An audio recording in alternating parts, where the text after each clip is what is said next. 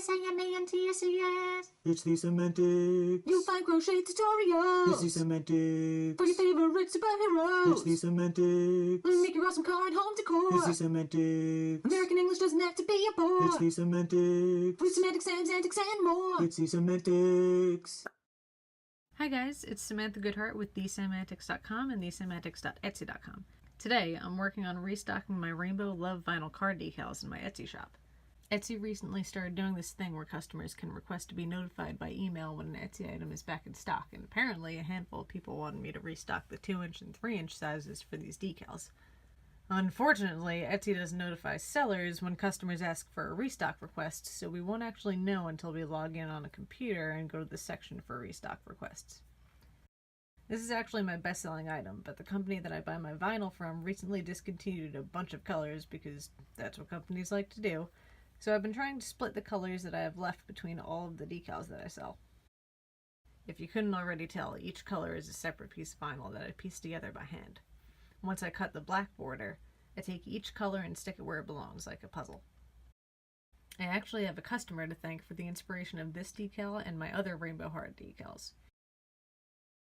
When I first started my Etsy shop, I didn't have a cutting machine. I'd basically print the image on the back of the vinyl and use an X-Acto knife to cut it out, along with any dead space that was inside of the image. In July of 2014, I had a customer who basically challenged my skills by asking me to create a vinyl decal of a 27-word quote, along with the name of the person who said it. Being new to the craft and Etsy itself, I told my customer that I'd like to try to make it first, just in case it didn't work out, which is a big rookie mistake. You always want the money up front, or at least a non-refundable portion. That way you don't waste your time and your money. The customer wanted the decal to be 2.5 inches high and about 10 inches long, putting the quote itself on 3 lines. Surprisingly, I was able to make it work. I hand-cut each letter and pieced the quote together on an adhesive sheet to be applied all at once. I sent pictures of the quote and a couple of other decals he had requested, and he approved them, but he also added more to the list. This time, he wanted a decal in 2 different colors.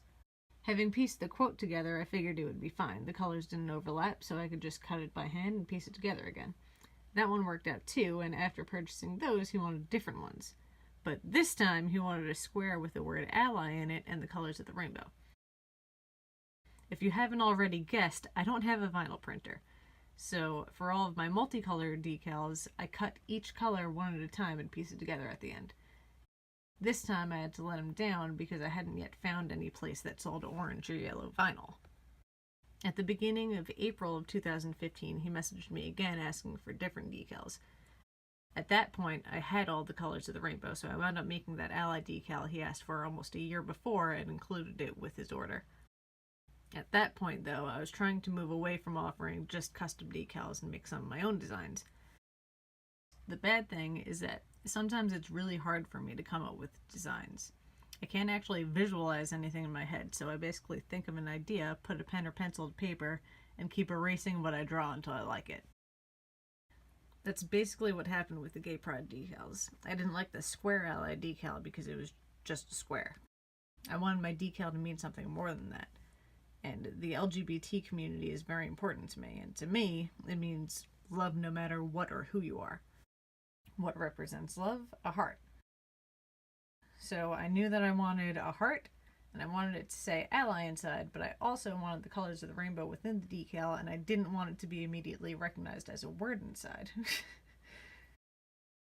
So I basically printed out a heart that I made on the computer, and I drew the letters inside of it. I kept erasing and redrawing the letters until I was happy with the way that it looked. Then I scanned the image, fixed it a bit on the computer, and inserted some colors, and the rest is history. About a year later, I decided it was time to make some more Gay Pride hearts. Sure, you could be an ally to all, but sometimes you just have to let people know exactly who you are. I wound up making 3 more designs. They said love, LGBT, and pride. The love decal is by far my best seller, but they all have their own special meanings to people.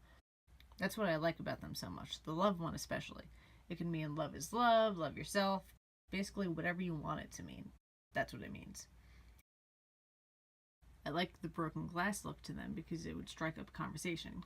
Kind of like those metal bands whose names you see in like tree branches or something, but they actually say the name of the band. Basically, I wanted somebody to be asked what it meant so that they could explain what it means to them.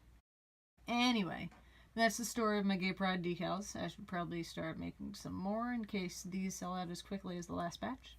But thank you very much for watching, as always. And if you're watching this, Andy, thank you very much for the inspiration. And as always, take care.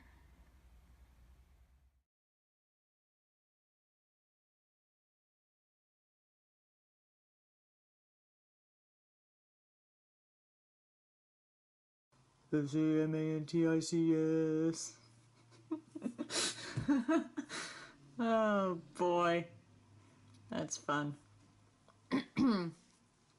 Let's see. Let's do that one more time.